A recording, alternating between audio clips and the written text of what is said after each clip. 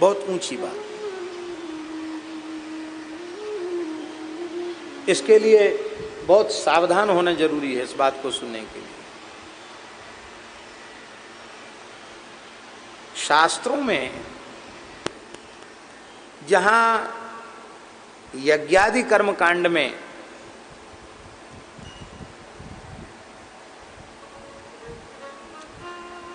पशु बलि आदि का विधान है, उसके संबंध में नारद जी बड़ी महत्वपूर्ण बात कह रहे हैं। नारद जी कह रहे हैं कि जिस मनुष्य की मांस खाने में प्रवृत्ति है, वो मांस खाना नहीं छोड़ सकता। आदत पड़ गई मांस खाने की, तो भगवान वेद चाहते हैं कि वह मांस न खाए, क्योंकि मांस में बहुत बड़ा दोष हिंसा का है। किसी भी प्राणी की हिंसा के बिना मांस की प्राप्ति संभव नहीं है, और हिंसा से बड़ा कोई दूसरा पाप नहीं है।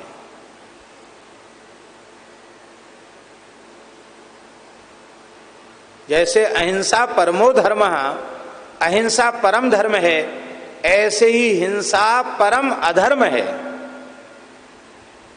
हिंसा परमो धर्मः, अहिंसा परमो धर्मः, और हिंसा परमो धर्मः, परमो अधर्मः।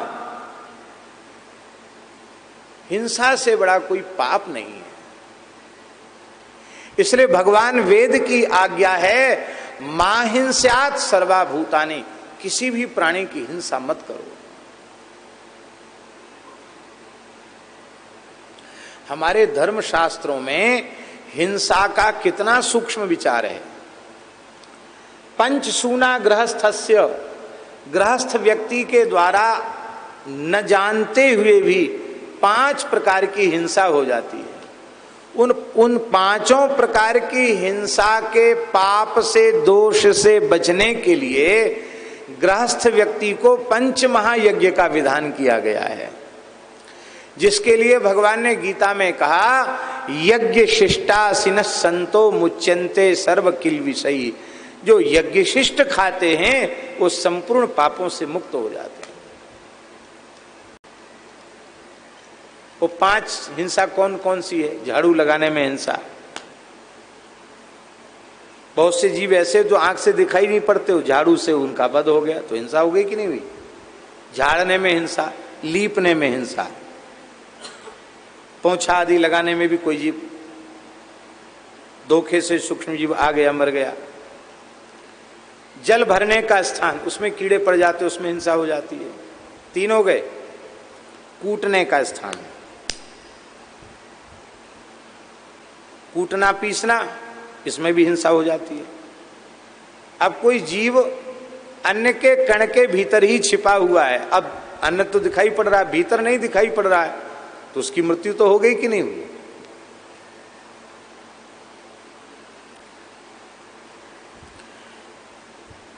पांचवा स्थान है चूल्हा जलाना, अग्नि का स्थान। यहां भी हिंसा जाने अनजाने हो जाती है।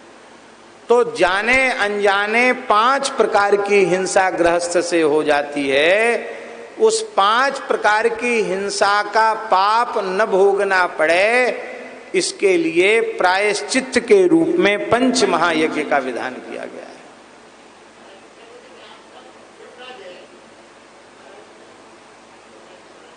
हाँ, यमराज। हाँ,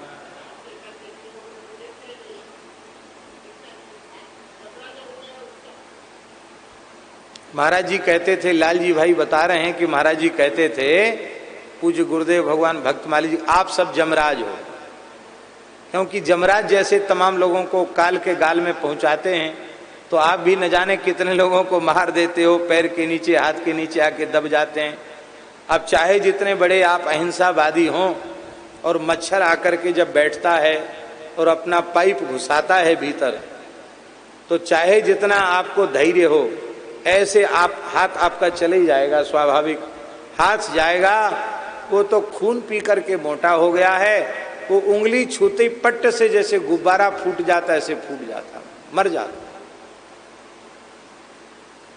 मच्छर मर जाता, मक्खी मर जाती, धोखे से मर जाती।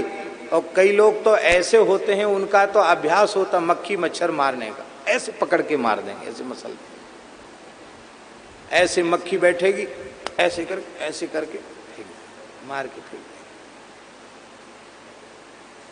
पुराणों में लिखा है मक्खी मच्छर मारने वालों को मसकोद नाम के नरक में जाना पड़ता है। मक्खी मच्छर मारने वालों के लिए भी अलग नरक बना है, उसका नाम है मशकोद। आप लोग कहेंगे कि ये मशकोद नाम का नरक बना हुआ है, तो ये मक्खी मच्छर बीमारी बढ़ाते हैं, परेशान करते, आदमी को मार दिया तो क्या खराब हुआ?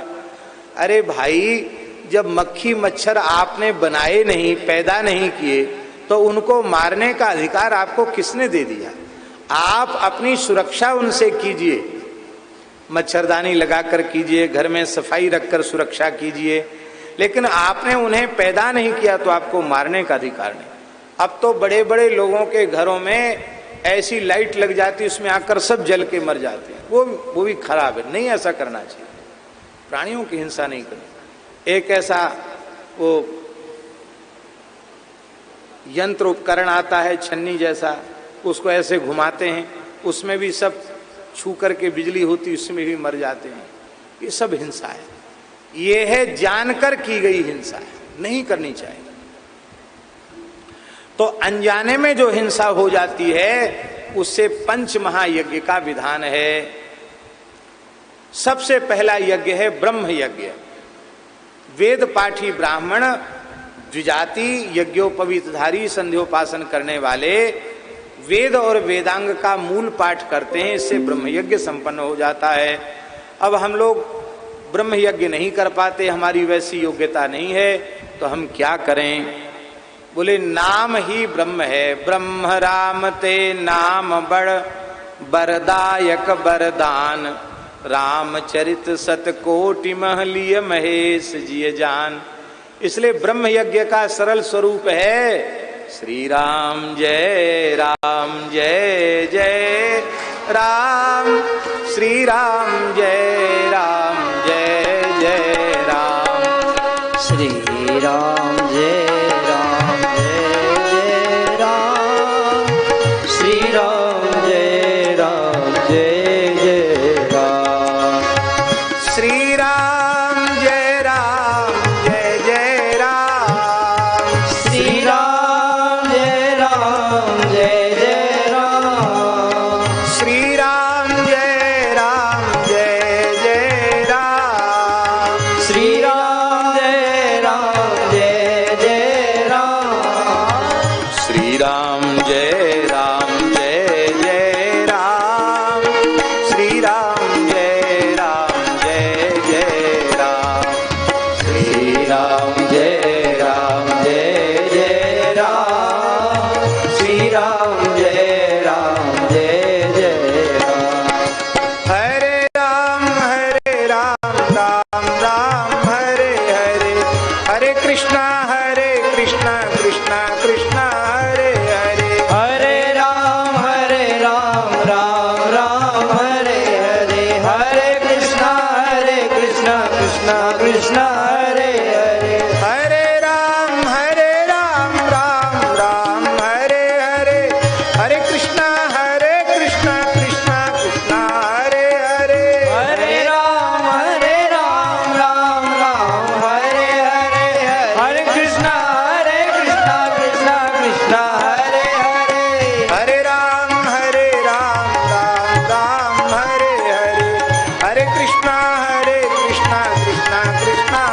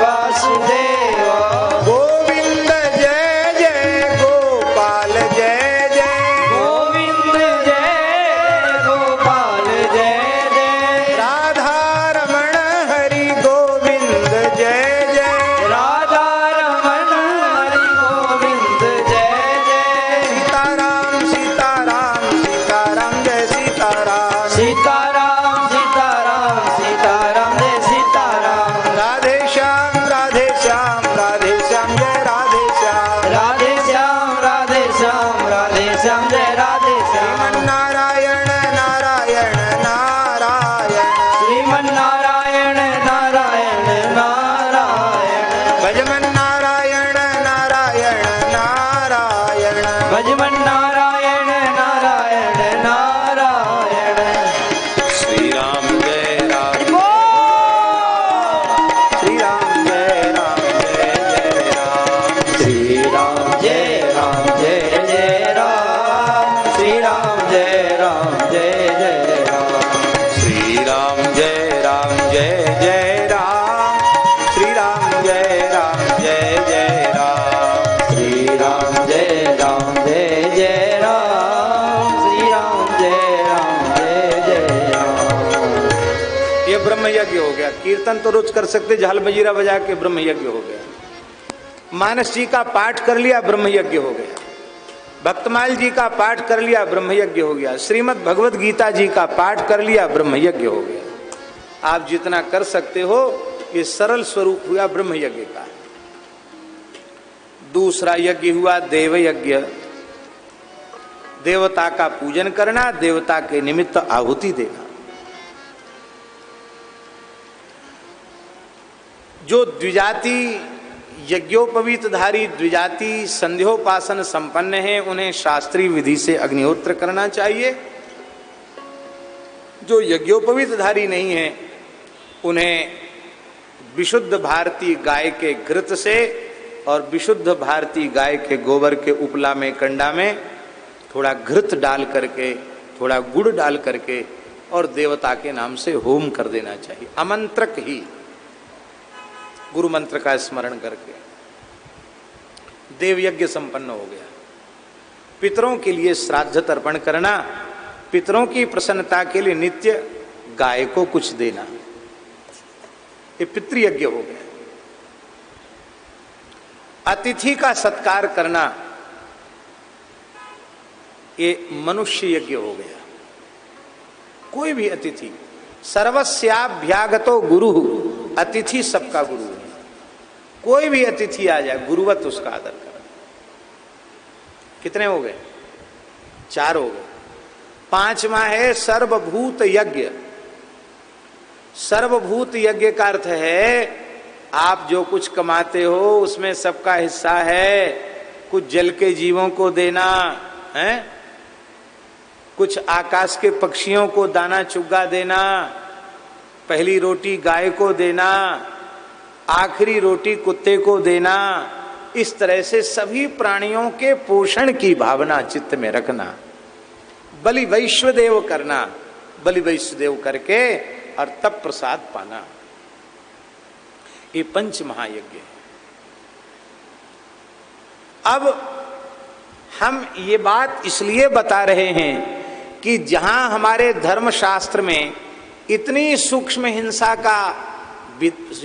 के प्रायश्चित्त का विधान 5 महायज्ञ के रूप में दिया गया है, उसी शास्त्र में हिंसात्मक यज्ञ की विधि कैसे हो सकती है? ध्यान में ही बात, जहां इतनी सूक्ष्म हिंसा का विचार किया गया है, उसी शास्त्र में अमुक पशु को खोज के लाओ, उसकी फिर प्रोक्षण करो, फिर उसकी बलि दो, इसका वर्णन कैसे होगा भाई? इसका निरूपण कैसे होगा शास्त्र में? नारद जी उत्तर दे रहे हैं, बोले शास्त्र का तात्पर्य अहिंसा में है, हिंसा में नहीं है। किंतु कोई हिंसक वृत्ति का, तमोगुणी वृत्ति का जीव, वो उसका स्वभाव है शिकार खेलना, मांस खाना, ये उसकी आदत बनी हुई है। तब वेद भगवान ने सोचा इसको इस पाप से मुक्त कराने का क्या साधन है? तो बोले तीर्थेषु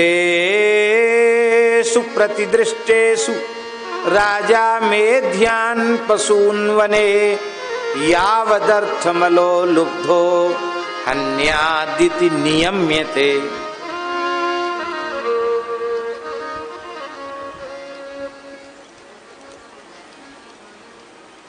तो बोले धर्मशास्त्र में नियमन कर दिया गया।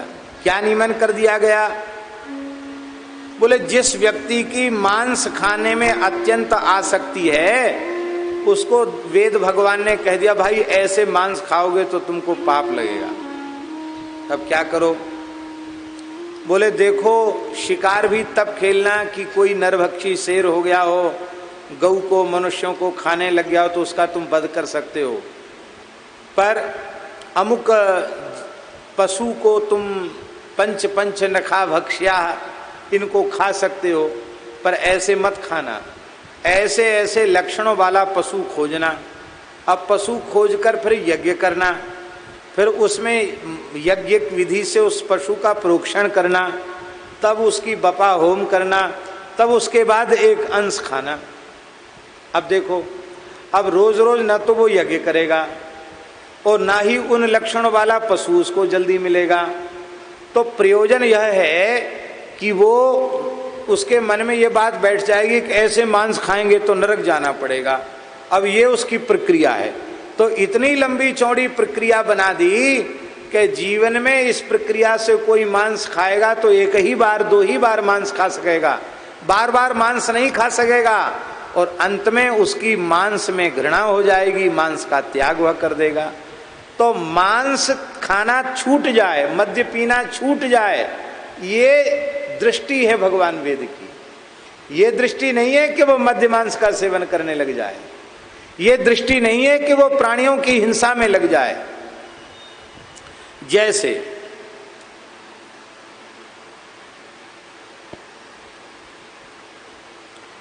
कड़ुआ चिरायता होता है, चिरायता देखा होगा, आयुर्वेद में एक चिरायता होती है, एक औषधि, बहुत कड़वी औषधि होती है।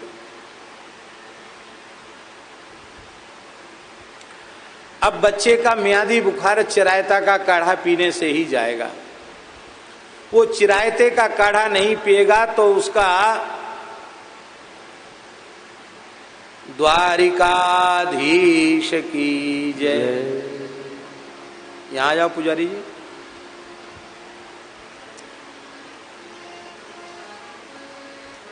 अब वो बालक जो है ना,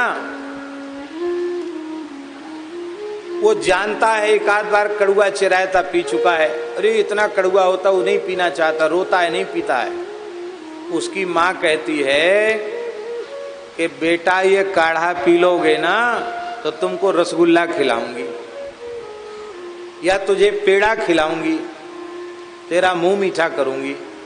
तो अब माता का लक्ष्य रसगुल्ला खिलाना, पेड़ा खिलाना, लड्डू खिलाना है कि काढ़ा पिलाना है? क्या लक्ष्य है? वो ऐसे काढ़ा पीता नहीं, इसलिए उसको लोभ दिखा दिया जाता लड्डू का, पेड़ा का। बस यही बात है। इस प्रकार से भगवान वेद किसी न किसी बहाने से जीव को भगवान की ओर ले जाना चाहते हैं। अब तामसी जीव है, उसको कहो सीधे सात्विक कर्म में प्रवृत्ति हो तो नहीं करेगा, तो वो उसको तामसी कर्म बता दिया। तामसी कर्म से फिर वो राजसी कर्म की ओर आ जाएगा, राजसी कर्म से फिर सात्विक कर्म की ओर आ जाएगा, सात्विक कर्म से फिर विशुद्ध सत्व की ओर बढ़ेगा, गुणातीत अवस्था को प्राप्त हो जाएगा, जीवन मुक्त हो जाएगा। ये पद्धति है, सनातन धर्म की विशेषता है। जो व्यक्ति जहां खड़ा है, जिस अवस्था का है, जिन संस्कारों वाला है, वहीं से वो अपने कल्याण का मार्ग तय कर सकता है, वहीं से आगे बढ़ सकता है। ये सनातन धर्म का दोष नहीं है, ये सनातन धर्म का गुण है, ये सनातन धर्म की विशेषता है। हर व्यक्ति को अपने संस्कारों के अनुरूप अपने कल्याण के मार्ग के चयन की सुविधा प्राप्त है। श्री सीताराम प्रतिदिन सत्संग एवं दर्शन के लिए श्री महाराज जी के ऑफिशियल चैनल को जरूर सब्सक्राइब करें।